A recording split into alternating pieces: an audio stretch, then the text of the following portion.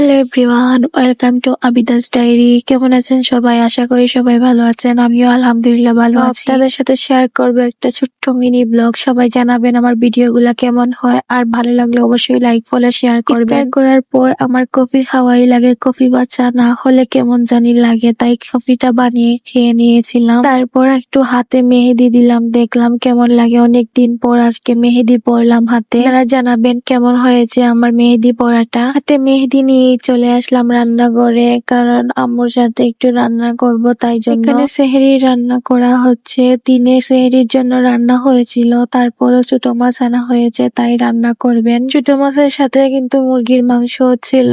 মুরগির মাংসটা আমি রান্না করেছি, ছোট মাছ আম্মু রান্না করেছে। রান্নার ফাঁকে একটু ফ্রুটস খেয়ে নিলাম আমরা সবাই মিলে। ফ্রিজে ছিল এই কমলা গুলো, আর কমলা খেতে কার কার ভালো লাগে অবশ্যই কমেন্ট করে জানাবেন। আমার তো অনেক ভালো লাগে। আপেল থেকে কমলা খেতে অনেক ভালো লাগে, আর কমলা একটু টক টক হলে আরো বেশি ভালো লাগে। আর আমি সব সময় লবণ মরিচ দিয়ে এই কমলাটা খেয়ে থাকি। কয়েকদিন আগে অনলাইনে দেখেছি সবাই লবণ মরিচ দিয়ে খায়, আর আমি আগে থেকে খেতাম। তো আজকে এই পর্যন্ত, সবাই ভালো থাকবেন। আল্লাহ হাফেজ।